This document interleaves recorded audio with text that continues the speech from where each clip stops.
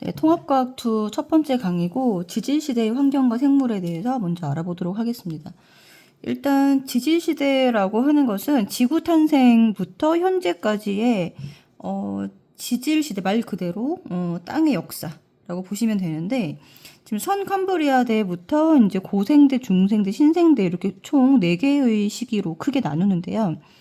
일단은 지구 탄생의 시간이 이제 46억 년, 요걸 이제 숫자 기억하셔야 되고, 그 다음에 고생대 시작 5.4억 년, 중생대 시작점이 2.5억 년, 그 다음에 신생대 시작점이 0.66억 년. 요 숫자를 좀 기억을 하셔야 되는 게, 지금 여기는 지금 크게 막대 그래프가 총 4개로 나와 있지만, 이 선캄브리아 시대를 빼고 고생대부터 그림이 나와 있는 경우들도 있기 때문에 착각을 하고 고생대를 선캄브리아대로 푸는 경우들이 있어요. 요거를 이제 선캄브리아, 고생대 이런 식으로 밀려서 푸는 경우가 있어서, 요 고생대 시작점, 중생대 시작점 이런 식으로 요 시기를 정확하게 기억을 하는 것이 중요할 것 같습니다.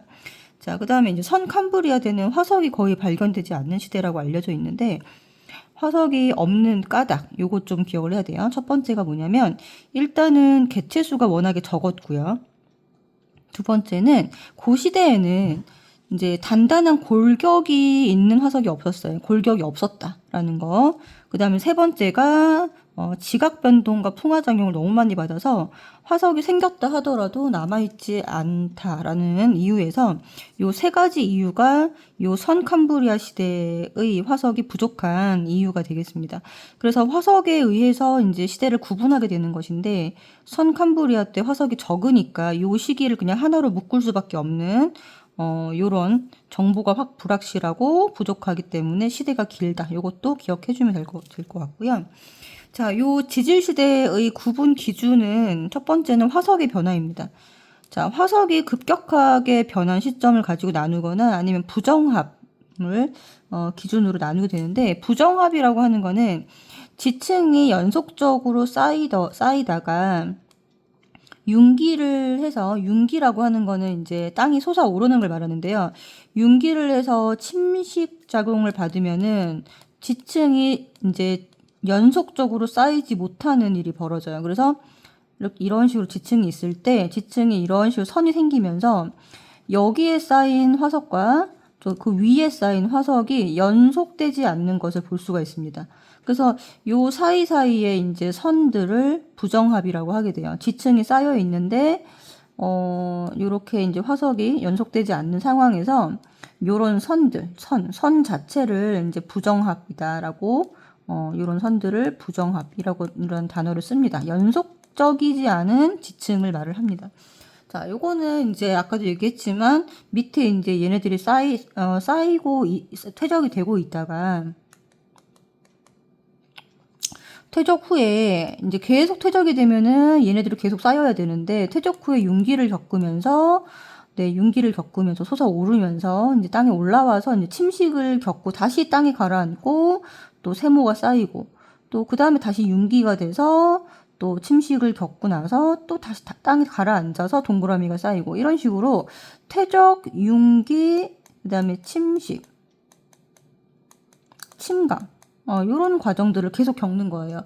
그래서 요 부정합이 있다는 것만으로도, 이 부정합이 발견된다는 것만으로도 땅이 솟아올랐다가 이렇게 솟아올랐다가 가라앉았다가 융기와 침강을 반복했다라는 것을 알 수가 있는 증거가 됩니다. 자, 그 다음에 이제 화석은 생물의 유해 또는 흔적이라고 얘기를 하잖아요. 근데 화석이 생성되는 조건은 여러 가지가 있는, 첫 번째가 뼈나 치아처럼 단단한 부분이 있어야 됩니다. 단단하고 이제 이런 부분들이 있어야지 화석이 형성될 확률이 높아지고요. 그 다음에 유해나 흔적이 사라지기 전에 빨리 매몰돼야 됩니다. 매몰이라는 단어는 뭐냐면, 자, 매몰 속도라고 할게요. 매몰 속도가 빨라야 됩니다. 속도가 빨라야 되고, 그 다음에 이제 또 하나는 여기서 이제 부패를 하게 되는데, 부패를 너무 빨리 해버리면 형태가 남아있기 이전에 완전히 다 부패, 이 안에 이걸 이루고 있는 어떤 물질들이 사라지는 거기 때문에 부패의 속도는 느려야 된다. 이렇게 매몰 속도는 빨라야 되고, 그리고 매몰되고 나서는 천천히 부패가 일어나야 돼요. 요거 두 개 꼭 좀 약간 반대의 개념이기 때문에 좀 기억을 해주셔야 되고요. 그 다음에 이제 이제 부패가 되고 나면 이제 그 안에 이게 빈 구멍 같은 거 생기죠. 그 부분을 다른 물질이 채워지거나 침투하거나 탄화가 돼야 되는데, 요런 거를 이제 화석화 작용이라는 말을 씁니다. 그리고 개체수는 많아야 되고요. 그다음에 지각 변동은 안 받을수록 좋다. 그래서 여기 지금 화석 생성 조건에 하나, 둘, 셋, 넷, 다섯, 6가지가 있는데요. 요거를 다 기억을 해야 됩니다. 자, 그 다음에 화석의 종류는 크게 이제 시상화석과 표준화석으로 나누게 되는데, 시상화석은 환경을 대표합니다. 그렇기 때문에 산호나 고사리처럼 이 지금 현재도 생존해 있는 서식하고 있는 이런 생물들 같은 경우에 과거의 환경을 현재의 환경으로 유출할 수가 있는 거죠. 그래서 과거부터 현재까지 생존 기간이 매우 길다라는 게 특징이에요. 그래서 고사리 같은 경우는 양치식물인데, 양치식물은 고생대 때 번성했던 식물이거든요. 근데 고생대부터 지금까지도 번성을 하고 있기 때문에 얘네들 고사리가 얘네들 살고 있는 이제 환경 자체가 따뜻하고 습한 육지입니다. 요 환경을 대표하는 화석이라고 보면 되겠고, 산호 같은 경우에는 따뜻하고 얕은 바다, 산호 화석이 발견됐다. 그러면 그 환경을 알 수가 있는 거죠. 자, 그러니까 분포 면적은 넓으면 안 되고요. 특정한 환경을 대표하는 좁은 지역에 서식을 해야 됩니다. 자, 그 다음에 이제 표준 화석이라고 하는 거는 말 그대로 표준, 그 시대의 표준이 되는 화석이에요. 그러면 화석은 표준 화석이 되려면 그 시대에만 서식해야 됩니다. 다른 시대에 같이 발견되는 화석은 표준 화석이 될 수가 없어요. 예를 들면 고생대 때 표준 화석이 삼엽충인데, 이 삼엽충 화석은 고생대에만 발견되고 중생대, 신생대에는 발견되지 않잖아요.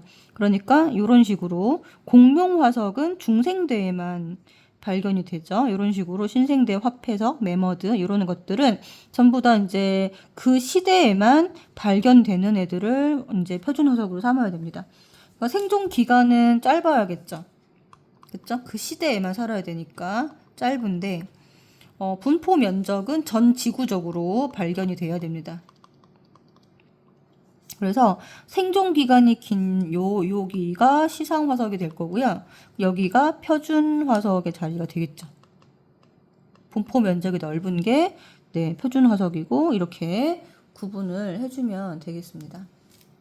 그다음에 다음 장을 보면 화석의 이용부터 보면요. 화석을 이용해서 과거에 살았던 생물의 구조나 특징 이런 거 다 알 수가 있고, 서식 환경도 이제 시상 화석을 통해서 알 수가 있고, 진화 과정도 알 수 있습니다.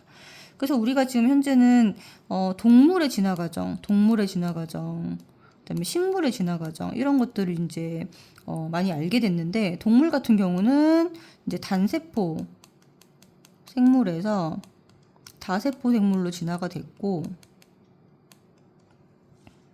그 다음에 무척추 생물에서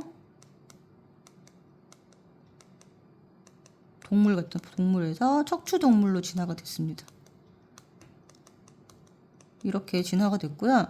척추 동물 같은 경우도 어류에서 양서류에서 파충류에서 포유류로 이런 식으로 진화의 단계가 이렇게 진화의 단계를 이렇게 알고 있는데, 이것이 우리 과거에 살았던 생물을 직접적으로 알 수 있는 것이 아니기 때문에 화석으로 이런 것들을 진화 과정을 알 수 있는 것이고요. 자, 식물 같은 경우도 당연히 단세포, 다세포를 거쳐서 이제 다세포 식물 중에서 이제 양치식물부터 양치식물, 그 다음에 속시식물,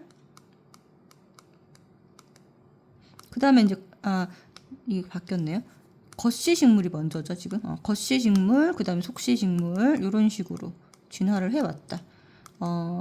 지금 양치식물 같은 경우는 고사리 같은 거를 말하는 거고요. 그 다음에 겉시식물은 은행나무나 소나무, 소철, 이런 거를 말합니다. 속시식물은 우리가 지금 꽃을 피우는 식물이라고 보시면 되는데, 속시식물은 우리가 알고 있는 꽃이죠. 뭐 참나무, 사과나무, 사과나무, 사과꽃을 피우잖아요. 사과나무, 배나무 이런 식으로 꽃을 피우는 식물 다 속시식물이고요. 겉시식물은 은행이나 소나무처럼 암수가 구분되어 있고, 그 다음에 씨앗이 바깥으로 돌출되어 있고, 속시식물은 씨앗이 안에 숨어 있다. 이런 식으로 좀 구별을 해주시면 될 것 같습니다. 그래서 이런 이제 식물들의 변화 과정, 동물의 변화 과정을 전부 다 뭐를 통해서 알 수 있다? 진화 과정을 통해서 알 수가 있습니다.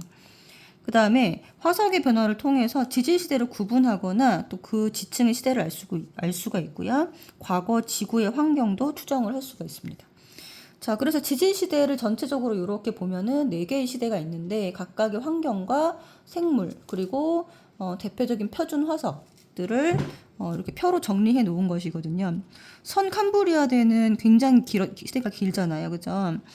그래서 이때 이제 지각 변동이 매우 심했다. 요거 일단 알아야 되고 굉장히 강한 자외선이 있었습니다. 그렇기 때문에 대부분 다 여기서는 해양 생물만 존재했다. 굉장히 강한 자외선 때문에 해양 생물만 존재했다. 이거 기억하셔야 되고요. 그리고 남세균이라고 하는 요 세균이 있는데 남세균은 광합성 세균입니다. 광합성 세균이어서 이 세균 이후로 요 세균이 이제 요 등장한 이후로 지구의 산소 농도가 증가하기 시작합니다. 시기에는 생물은 단세포 생물이 먼저고요. 원시 해조류, 그 다음에 말기에 다세포 생물이 출현했다. 그러니까 단세포 생물이 먼저 등장했고, 그 다음에 다세포 생물로 이렇게 진화했다라는 걸 알 수가 있고요. 발견되는 화석은 남세균 화석이랑 그다음에 다세포 생물의 화석 요 두 가지인데 이름이 남세균 화석은 스트로마톨라이트라는 화석이고 다세포 생물은 에디아카라 생물군이라는 요 두 개의 화석을 이제 이름을 좀 기억을 하셔야 됩니다.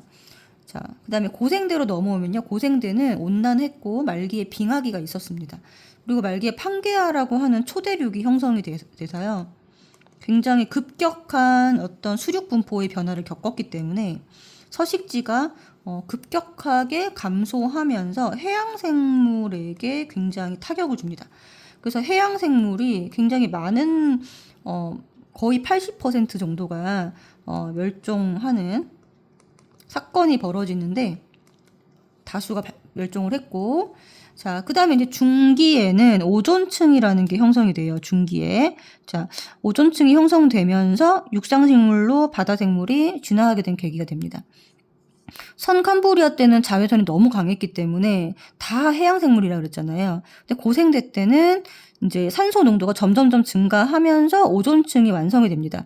그래서 고생대 중기쯤에 오존층이 형성이 되면서 이가 이제 자외선을 막아주거든요. 자외선을 막아주니까 드디어 바다 생물이 육지로 올라오게 된 것이죠.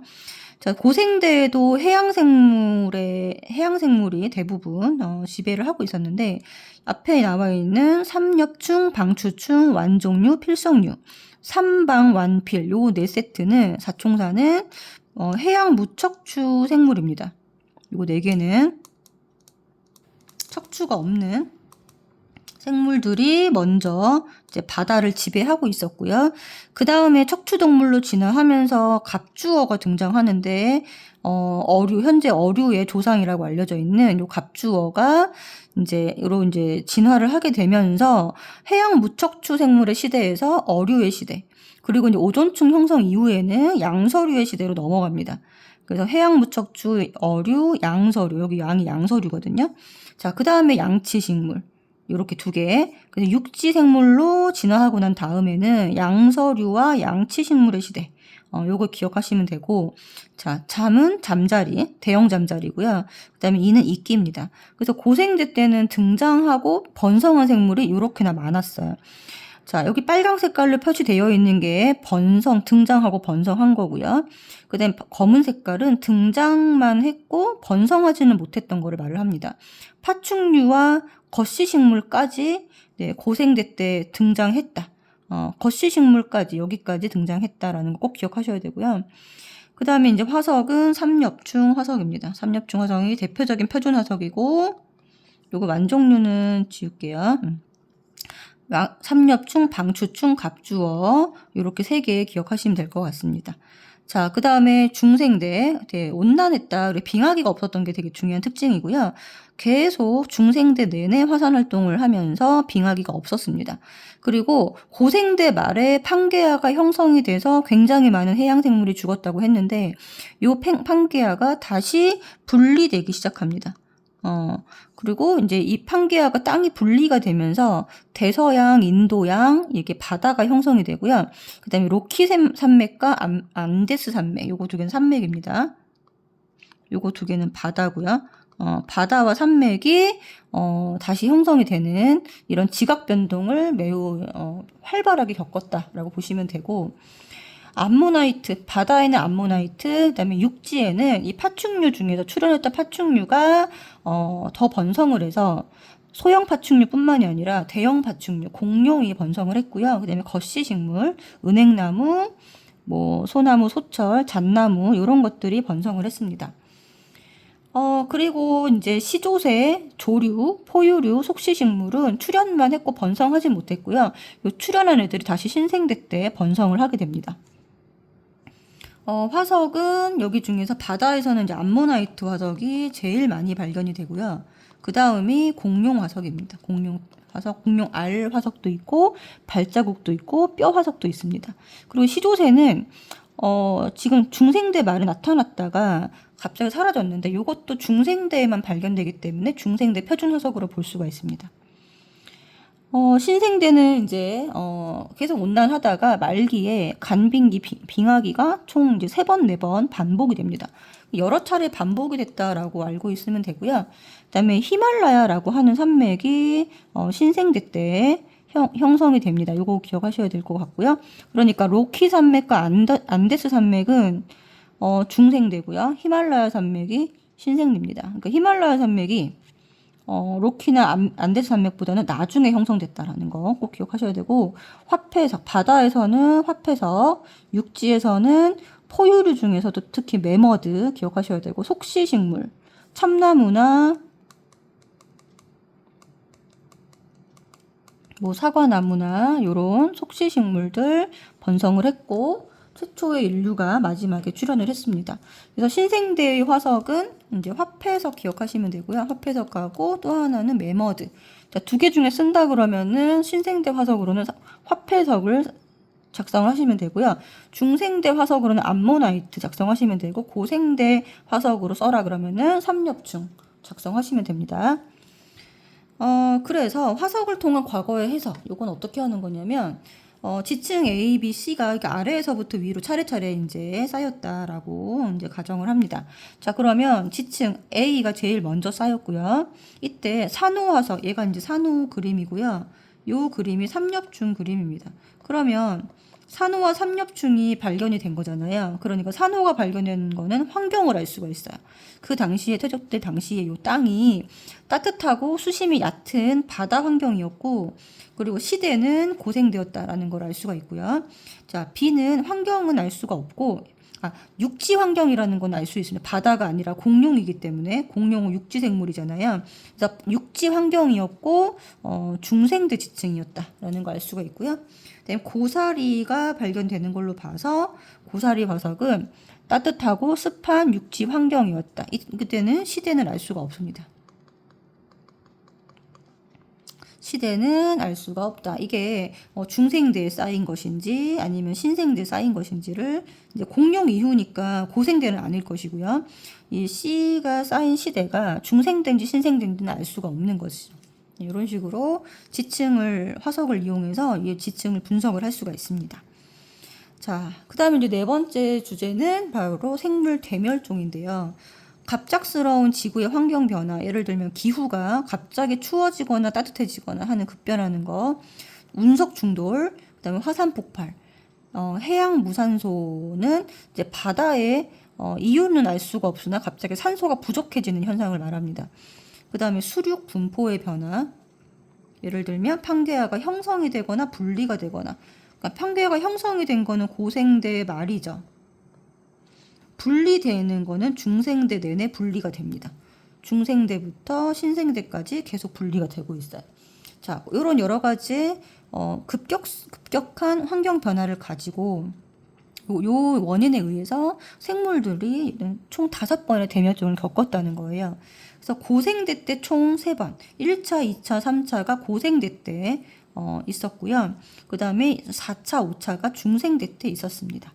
자, 그리고 멸종 이후에는 생물이 계속 이제 줄어든 상태로 있는 게 아니라 요 멸종한 생물의 자리를 살아남은 다른 생물들이 차지하면서 굉장히 다양한 형태로 진화를 해서 다시 생물 종수가 회복되고 또 회복되어서 지금 신생대 현재가 식물의 종류가 생물의 종류가 가장 많다라는 거 기억하셔야 될 것 같고요.